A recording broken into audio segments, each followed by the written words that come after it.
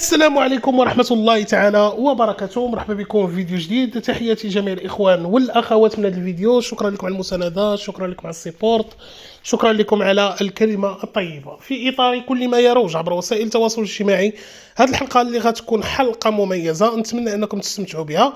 وبالمناسبة إذا كنتي أول مرة كتشاهد القناة ما تبخلش علينا بالاشتراك، وبيان سور يعجبك المحتوى ديرنا لايك، خلي لنا كومونتير، ونبداو على بركة الله. جريت على الافريكان اللي كانت عندنا في الدار، تقولوا لي عنصريه، تقولوا لي قطع الارزاق، تقولوا لي ما نعرف شنو. منين كتوصل المغرب ما كنعقل على حد. المغرب خط احمر. وليت عنصريه، وليت عنصريه. ما جيتش وليت عنصريه. راك شفتوا بلادنا شنو طرات ليها، شحال دخلناهم عندنا، شحال قلنا راه الاكثريه لي سينيغالي. كنا كنقولوا كيبغيونا وكنبغيهم وراه خوتنا وما نعرف شنو. ما عندناش خوتنا. شتي حنا المغاربه ما عرب ما افريكان، حنا مغاربه ما كنعرفوا حتى حد. كيف حتى حد ما كيعرفنا وحتى واحد ما عقل علينا، حتى حنا ما كنعقلوا على حتى حد. حنا مغاربه ما عندناش من غير بعضياتنا. وراه شتو داكشي اللي طرا في الفينال، طيح كاع لي ماسك، كلشي بان على حقيقته. وهذا اكبر دليل ان المغرب نجح والمغرب غادي في الطريق الصحيح. وكنتمنى حتى حنا كشعب نزيدو نترقاو، نزيدو نوعاو، نزيدو نتقفوا راسنا، ونكونوا على قد المسؤوليه ديال الصوره اللي وصل ليها المغرب، ونشرفوا بلادنا. كيف ما بلادنا غاديه بنا القدام، حتى حنا نزيدو بها القدام. وشكون سمعك اختي ملي كتنوضي وكتحدثي وكتكلمي على هذا الشيء وكتقولي احنا كمغاربه راه ما عندنا الزهر، راه ما عندنا كذا، راه بنادم ما كيبغيكش، احنا بغينا هاد الافارقه يحيدوا من هنا من المغرب. كينوض واحد راسو مربع كيقول لك دابا حنا اللي عايشين في اوروبا واللي عايشين هنا حتى حنا يجريو علينا. ولكن يا خويا كدير ولا اختي كديري نفس هذيك الشوهه باش مابقاش نجاوب كل واحد بوحدو غيردوك. واش نتوما كديروا نفس الشوهه اللي كيديروا هذا السينيغاليين وهادشي اللي داروه هنا في المغرب؟ كديروش بحالها؟ اذا اسكت. الا كنتي كدير بحالو اذا راه بلاصتك ماشي تما. وراه هادشي اللي كنتكلموا عليه. ماشي حيت انت جالس في واحد البلاد تبقى تقرص ليا مع راسياتك تقول لا وما تكونش عنصري وما تكونش كذا. حنا براسنا عشنا بزاف ديال الدول. انا شخصيا ولو كنت انا كندير بحال هكاك راه غنهضر على راسي من هذوك الناس. الا كنتي يا خويا انت من سهم هذوك الناس كدير انت نفس المشاكل وتنتي خايفه على راسك في هذيك البلاد اللي يجريو عليك، حيت حنا غنجريو على الافارقه راه بزاف. هادي راه اللي كيخاف هو اللي داير علاش. اما الا كنتي غادي خدام ردام داخل سوق راسك راه ما كاينش اللي يقول لك سير. شوف شحال من عام عايشين هنا في المغرب ما عمر شي واحد هضر. ولكن نهار اللي يبينوا الخبز من حقنا حتى حنا كمغاربه نقولوا ما بقيناش بغيناهم هنا. علاش انت غتقرص تقول لي لا وتا حنايا وانتوما العنصريه وانتوما هاد بانت لكم ما كنتي عايشوا المغرب ما تقول هاد الهضره. ولكن تشوف تزعيا وكتقول سبحان من خلقك. كون في هذيك الوقيته المنتخب الوطني المغربي سجل داك البيلانتي وخدينا الكاس، حنا اش كان غيوقع لكم نتوما في داكار في السينيغال؟ صراحة ديجا هادشي بحال قلتي تخيلتو الوقيته ديال البينالتي. هادشي تخيلتو. كانت تكون صعيبة علينا هنايا صراحة. كانت تقدر تطيح فيها الروح، ماشي غير واحد ولا جوج بل بزاف ديال الاشخاص كانوا يقدروا يمشيو فيها صراحة. هادشي اللي كاين وكلشي كنخفيو علينا، والدينا كيعيطوا، صحابنا، كلشي كيعيط. ميساج لهذاك راس الطارو اللي كيقتني بالشفاوي قله اليداوي. بالله عليك لو انت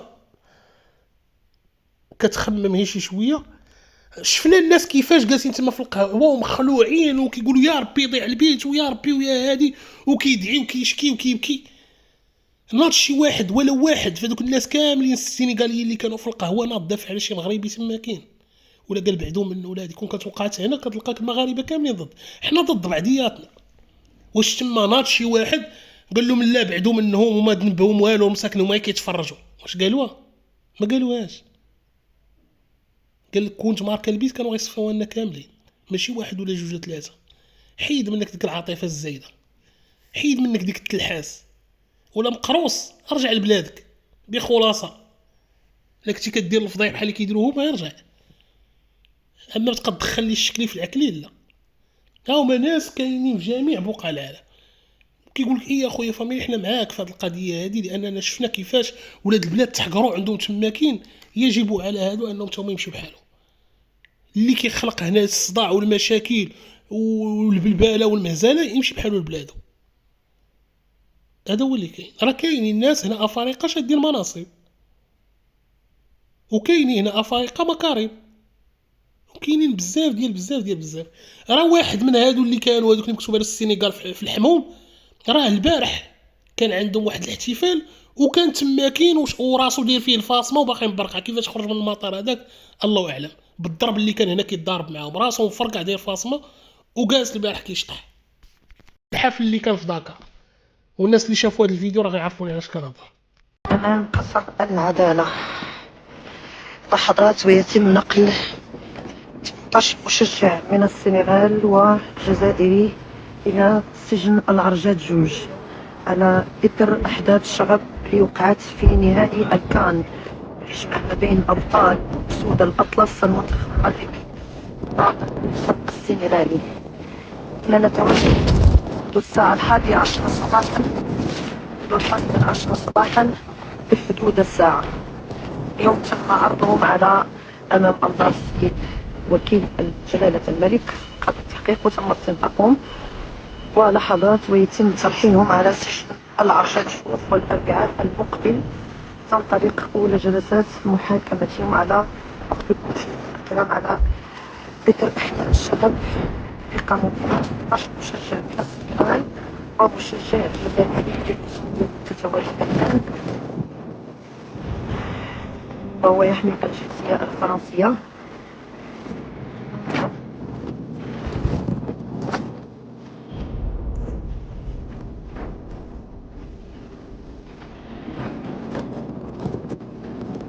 شوف الخدمه الكبيره اللي كيديروها رجال القضاء والجهات المسؤوله ورجال الامن. من 11 ديال الصباح، من 11 الصباح حتى 11 مع 12 الليل، وهما وهذه دايره اللايف كتقول لكم يلاه دابا غيديهم للسجن العرجات جوج بعد التقديم ديالهم امام وكيل الملك اللي كنوجهوا له تحيه كبيره من هذا المنبر، اللي كنعرفوا الخدمه اللي كيدير. عرفتي باش تحقق مع 18 سينيغالي وواحد جزائري كورغولي اللي تا هو داخل مع هذا الشيء. اش دخلك بين فلان وفرت ليك تقصيص وسير لبلادك؟ اش مازال كدير وسط السينيغاليين؟ يعني تخيل 18 واحد زائد كورغولي من 11 الصباح حتى 11 ولا 12 الليل، وكيل الملك معاهم في السندق. شو الخدمه الكبيره اللي كيقوم بها؟ تجي انت راس الطاروس ولا تهضر ليا في الشكل في العقلي تدخل لي شي في شي. المهم نهار الاربعاء ان شاء الله راه غيكون اول جلسات ديال هاد المحاكمه ديال هاد مسخط الوالدين، اللي حنا كنمشيو لاي بلاد راه شفنا المغاربه ديالنا كيفاش متحضرين كيفاش واعيين، كيمشي كيفرح خسر كيكمدها في قلبه كيرجع بحالو للمغرب عادي ان شيء لن يقع. لا هادو لا يجي لبلادك ويضربك ويقول لك ديكاج ويعطيك العصا وما كاين لا حاسب ولا راقب. لا راه ماشي زريبه، راه دوله الحق والقانون. درتي علاش تدخل تودي، درتي علاش تدخل تربى، ما رباتكش بلادك يربيك القانون، ما ربوكش والديك يربيك القانون سواء كنتي مغربي او اجنبي. يا اخوان لاكاف حطات العقوبات الرسميه ضد الجزائر واللي فيها التوقيف ديال اللاعب لوكا زيدان اللي هو الحارس 2 ماتشات، ورفيق بالغالي 4 الماتشات، وجوج منهم موقوفين التنفيذ، وزيد عليها غرامه ديال 100,000 دولار بسبب سوء السلوك، الرمي بالمقذوفات، عدم احترام الاجراءات السلامه، وحتى اشارات مسيئه للحكام. من جهته الاتحاد الجزائري عاد صرح باللي بدا الاجراءات القانونيه باش يطعن في هذه القرارات. والسلام عليكم. أيها الإخوان، ليلة الأمس كان النزول على الكراغيلة بالعقوبات. أول فريق نزلوا عليه بالعقوبات راه كاينين، راه حتى حنا عندنا العقوبات الخوت باش تكونوا عارفين، حتى حنا غنزل علينا عقوبات. وتقول لي علاش؟ أنا غنشرح لك علاش. المهم كراغيلة ليلة الأمس راه الكور ديالهم ولد زيدان راه غيلعب 2 ماتشات، كذلك واحد اللاعب اخر راه عنده 5 الماتشات 2 منهم موقوف التنفيذ، كذلك 50,000 دولار اللي بسبب الشغب. كذلك نزلوا عليهم بعقوبات الجماهير الكراغيله الكورغوليه اللي كانوا هزوا الفلوس وقطعوها، هي هذه من ضمن العقوبات اللي خداو. البلبله اللي نوضوها مع الخصم وبزاف ديال الامور. كذلك مازال غينزلوا عقوبات على الكاميرون وعلى كذلك رئيس الاتحاد الكاميروني اللي هو اللاعب السابق صامويل ايتو، بسبب الاحتجاجات امام موتسيبي، وكذلك قدام القجع زعما هذيك الحركات اللي داروا بزاف ديال الامور. كذلك الفريق المغربي على الاحتجاجات اللي كانوا في الماتش اللي قبل من الفينال، في الماتش ديال على ما اظن الكاميرون. وكذلك هاد غتنزل العقوبات على السينيغال راه ما غدوش ليها، الا كتسحاب لك غدوز مرور الكرام وغدوز حاجه اللي هي عاديه صافي، راه عقوبات سهله غنمشي. لا عقوبات ثقيله اللي غتنزل عليها. ياك ابراهيم دياز رجع تيلعب مع الريال مدريد وانا يديا ما قادرتش نحركها. فين المحاسبه فوزي القجع ديال الطبيب ديال المنتخب الوطني؟ رساله لفوزي القجع، فين هما دابا فوزي القجع دوك المؤثرين اللي جبتو بالملاير نهار واحد باش يشجعوا المغرب؟ كل واحد مشى لبلادو، وشكون اللي بقى دابا تيدوي على المغرب؟ هما ولاد بلادو. شكون اللي بقى تيدافع على المغرب؟ هما ولاد بلادو. شكون اللي بقى تيخرج الحناجر ديالو دابا ضد الجزائريين وضد المصريين وضد العالم كامل ضد المغرب؟ هما المغاربه الحرام، المؤثرين ديال بصح. فين هما المؤثرين ديال المرقه اللي تتعطيهم الوراقي؟ خرج فيهم شي واحد دواء؟ خرج فيهم شي واحد دافع على المغرب؟ خرج فيهم شي واحد ضربته النفس على المغرب؟ فوزي القجع فين هي المحاسبه؟ ولاد البلاد اللي غيخرجوا يهضروا راه كلشي غيصمكها، كلشي غيدير راسو ما شاف حتى شي حاجه. كاين بزاف ديال الامور اللي حنا في غنى عنها، بزاف ديال الحوايج اللي غيبانوا من هنا لقدام. هذوك صحاب الفتن ديال راه ابراهيم دياز وكذلك راه الحاج المزراوي وحكيمي راه لغاو المتابعه ديالهم. الوالد الركراكات هضره ما مناش، لان هاد الناس راه شو الانسان بقوه ما عنده ما يدار داخل لي كونط وكيقلب شكون يدير ابوري الركراكي وشكون لا.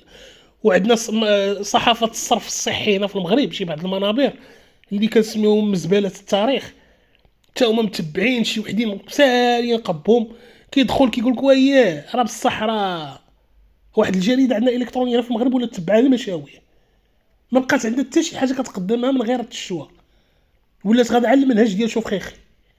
وهي بصح راه المزراوي وحكيمي وبونو راه ما بقاوش متابعين الركراكي ودياز. اليوم راه يلاه ولا بونو حتى هو، راه هادو ما كانوش اصلا متابعين. شنو زعما بغيتو تقولوا غير الركراكي راه ما غيمشيش؟ ما تبقاوش تحمقوا راسكم.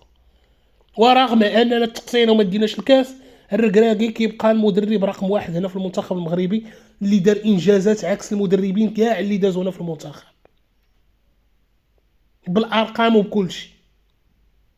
طير حتى الطير كنتقدوا ما كيعجبناش بزاف ديال الحوايج كيديروا، ولكن جيتو تعيا وتشوف بالارقام الركراكي دار بزاف اللي ما داروش الناس قبل منه. التصنيف كيهضر عليه، الماتشات كيهضروا عليه، بزاف ديال الحوايج كتهضر عليه بانك جيتي تتكلم بلغه الارقام. الركراكي راه ما كاينش بحال، لكن شي غتبدل صاحبك بمكرف، اللهم خلي صاحبك بلا ما تبدلو بمكرف. علاش ما غنبركوش مع الركراكي؟ علاش الركراكي باقي لحد الان ما خرج بتا شي ندوه صحفيه؟ صافي مشيتوا للقصار خداو الدراري الميداليات، كل واحد رجع للفرقه ديالو تيلعب، وحنايا المغاربه نتحرقوا. حنا المغاربه الله ينعلم من الوالدين. حنا المغاربه ما عندنا حتى شي اعتبار، ما عندنا حتى شي طرف في هذيك البلاد. حنا المغاربه اللي مغربين ما حتى شي واحد ما مسوق لينا، ما عندناش كلمه ديالنا في المغرب. بزاف ديال المغاربه فوزي القجع تيقول لك بلي لنا ابراهيم دياز هو اللي ضيع البيلانتي باش الماتش يكمل، ولكن كيفاش ابراهيم دياز فوزي القجع غيضيع البيلانتي وما سولنيش؟ ما سولنيش. انا مغربي، 80 مليون مغربي، 40 مليون مغربي، ما سولنيش انايا. خص ابراهيم دياز يسولني واش انا غادي نقول ليه ضيع داك البيلانتي باش نكمل ولا لا. ما خداش الراي ديالي. فين هي المحاسبه فوزي القجع ديال الطبيب ديال المنتخب الوطني اللي معيط على 8 لعابه موعتين؟ انا راه نبقى نتسنى المحاسبه، وغنبغي نعرف داك الطبيب شكون وعلاش خلى دوك الناس يمشيو معنا لكاس افريقيا موحشين. شوف راه اللي باقي كيقول لك ان ابراهيم دياز لا راه ضاعت من بزاف ديال الحوايج. تقول لي لا وراه زيدان الاسطوره زيدان راه تا هو ضيع، راه فلان تا هو ضيع، ناس ضيعوا. هذيك راه ماشي بانيك اللي كتشوفها معلم. حنا شفنا الشي البيت اللي ماركاو علينا هما فيه خطا دفع الياميق تا هو ما هضرناش عليه. الجول خرج قبل ما يصفر الاربيط، قبل ما يشوت اللاعب وما هضرناش عليها. نضيعها وحنا عارفين علاش ضيعها وما هضرناش عليها. شطاكاها الكور حطالو في يديه وما جاوش عنده اللاعبين سلموا عليه وفرحوا معاه وما هضرناش عليها، لاننا كمغاربه ما عندناش القرون، ما كناكلوش التبن والشعير وكنعلفوا، راه واعيين. ولكن خلينا هدو السلامات. اليوم نحن بالجاي اواد، كيف شايفه الاجواء وكلمه لجمهورك الجزائري؟ اول شيء كلمه للجمهور السعودي، برافو على الشيء اللي عم بيصير بالسعوديه، اليوم خلينا نعطيهم حقهم وببعث سلام. انت كسرت الدنيا في العلا يا عيسى. شكرا. وسع وسع الجزائر. وسع بس سؤال بتقول يا حبيبي ساشا كيف نصور كده؟ ترتاق البارود غني له يلا وقاس في الرياض وقاس في السعودي كيقول له شي كلمه للجمهور الكورغولي. قالت له اول شي الكلمه للجمهور السعودي، شتانا في الكورغولي حنا شتخل حمارتنا الاسبوع الفراس اش كتخور نتوما بالكم ولا عندكم جنون العظمه اكثر من واحد الفئه عندنا هنايا. يلا كان دابا كون قال شي كلمه كان غيقاد العالم باسري كل نهار كيطلع له ريل ديال كورغولي كيقول لك اليسا كتشكرنا. كي ما عرفتيش لو اختي اليسا تقولي له شعب مشوه، شعب مفضوح، شعب مريض. كأس العالم نفس الطريقة، حدث عاد يكون كبير وعالمي واخر جوج فرقات عاد يلعبوا فيه تا هو عاد يتباع وعاد يتشرى، كل شيء فيه البيع والشراء. من تنقول البيع والشراء هاكوارا ما فيها حزارة سياسيا، ما عادش تكون اللعبة كرة القدم عيجيبوها بدراعهم ولا برجليهم، عيجيبوها الحاكمين العالم هما اللي عاد يديو، هما اللي عاد يتشرطوا، هما اللي عاد يربحوا ويخسروا. سالينا لانه حدث عالمي، هما بغاو هضرتهم هي اللي ولا تمشي. الخوص هاي جاتنا سينا من المستقبل قالت لكم بان كاس العالم اللي كاين واحد الفئه ديال واحد الشعب عندنا تا هو صيط له الريح في مخو كيقول لك لا كاس العالم راه ديالنا. راه قلت لكم قبل ما نتقصاو في كاس افريقيا، قلت لكم راه كاين واحد الفئه اللي منهم والد اللي قال لكم صافي تقصينا في هذا راه كاس العالم جاي، زعما راه ضمناه ديالنا. لكن ديالنا اللي حلموا قال لك صافي كاس العالم هذا راه 2026 اللي غيتنظم في كندا والمكسيك وامريكان راه ديال المغرب. هاي حرقات لكم الفيلم قالت لكم لا تا هو راه غيتباع، زعما رجعيه من المستقبل كانت حاضره ورجعات دارت السفر عبر الزمن. تا باقي بنادم تيقاد الخزعبيلات. لا راه بصح راه غيتباع وغيبيعوه للبرتغال ويعقلوا على هضرتي. هاد الكاس هذا راه غيديه كريستيانو، واخا الفيفا ما عندهاش مع كريستيانو ولكن كاس برتغالي. بلا ما تقول لي لا المغرب لا توزع، لا تبقى تعيش في الاحلام والاوهام، لا ما تبقى تقول شي هضره اللي ما كايناش. راه كيعطيوها اللي من ما بغاو وكيحيدوها اللي من ما بغاو. راه حنا شفنا مني كنا في قطر كيفاش دارت لنا الصابونه، تعطات لميسي دابا غتعطى لكريستيانو والعزيز على المهم نتوما ياكل الخص. خرا اتعمل من المصريين، خرا اتعمل في غزة، خرا اتعمل في الجزائر. ايه ده؟ ايه الحقد ده؟ انا كنت دايما بقول يعني المغاربة شوية بيزودوها في موضوع الناس حاقدين عليهم، شوية مزودينها شوية. لا امبارح انا اتأكدت، لا كمية حقد غير عادية، كمية حقد غير عادية. الستات بتزغرط كأن فلسطين اتحررت في الجزائر. الله إلا فلسطين تحررت في الجزائر، ما بنادم مريض الله إلا راه. ترى حنا عندنا شي عرب، ترى راه هي ديك باش قالك اتفق العرب على لا يتفقوا، راه ما عندك ما تتفق معاه. نعطيو القيمة لراسكم، كبروا شوية، مابقاش الريح اللي جاي يديكم، ما يبقاش يجيكم، ما يكونش عندكم دماغ ديال النملة وديال الدبانة دغيا كتنسى. لا صافي غدا بعد غدا نسينا كلشي.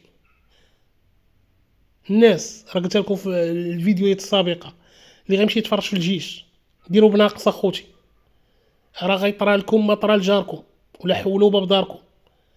الناس اللي باغيين يمشيو يتفرجوا في ليفار ما عندك ما تمشي دير عند الكراغيله، راه غادي يمشي غيديروك شي قالب. لهذا راه قالك حتى الفيزات غيرفضوهم، ما عندكم ما تمشيو، رزقكم زايد فيكم، كتموتوا على الجيش بزاف د الحوايج، ولكن ما عندكم ما تمشيو ديروا تماكين. غتمشيو تما غتسقوا جايبينها في راسكم وغتوليو مدابزين وغتوليو مقاتلين وغتوليو معتقلين. علاش هادشي كله؟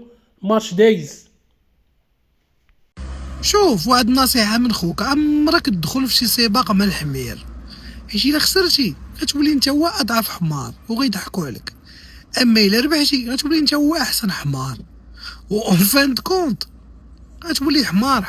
اللهم خلي الحمير تجري وكمل انت في طريقك بشويه عليك، خطوه خطوه. السلام عليكم. هادي كاينه سواء خسرتي غتولي انت اكفس حمار، سواء ربحتي تولي انت احسن حمار. في الحالات بجوج حمار. يا دار حمار، دير عقلك. قولوا عليا حمارة، قولوا عليا داكشي اللي بغيتو تقولوا قولوا. نيت خاص جد بويا واحد القتله ديال العصا. جيت كنشوف البنات كيفتخوا في الرجال وانا بحيدة من فمي معاونه راجل. باغا طير. انا ما نليقش نتعاشر مع الناس، هذاك الشيء اش تقولوا لي انا علاش انت ديما بوحدك؟ ما نليقش نتعاشر مع الناس، ما نليقش كنتعاشر مع الناس. انا راه بنت الناس، راني نموت معاك. واخا تلاقى بك غير اليوم نحس براسي بك عندك شي مشكل كنبقى طاير. كيفاش ندير نعاون هذا الانسان؟ وهذا كنقول ربي دارني في طريقه باش نعاونو، بعد كيسحب لي راسي انا هي المهدي المنتظر. بنادم تا هو خصو غير يفتخك، ما كتدخلش ليا راسي راجل يفتخني، ما تتصرتش ليا شهر وانا ما كنقدرش نعس، وكنشوف بنادم تيتبوزق عليكم في الستوريات والنصائح والبوزات وانتي مزيره. ايوا سيدنا اللي فاهم راه فهم الميساج البارح، راه كنت حطيت الفيديو. واللي غيتفرج في هذه الحلقه لاول مره وكيشاهدني، هذه فرصه انك تشترك فيها وغتسمع الجديد. في قضيه ديال هاله، ليله الامس كانت دارت واحد الفيديو اللي كانت تكلمت عليه بانها اليوم اللي هو يوم الخميس عندها محكمه مع واحد الشخص اللي فتخها. تقولي كيفاش فتخها؟ يعني كان قال لك طايح في واحد الظروف، عنده خصو يخوي السكن اللي عايش فيه، عنده الافراغ، وناضت هي قلبات خلات خدمتها وبزاف ديال الحوايج وقلبات معاه على السكنه وسلفاتو 8 المليون. من بعد قال ليها سيري عومي بحرك. مشات هي رفعت شكايه بزاف ديال الامور، واليوم عندها التقديم.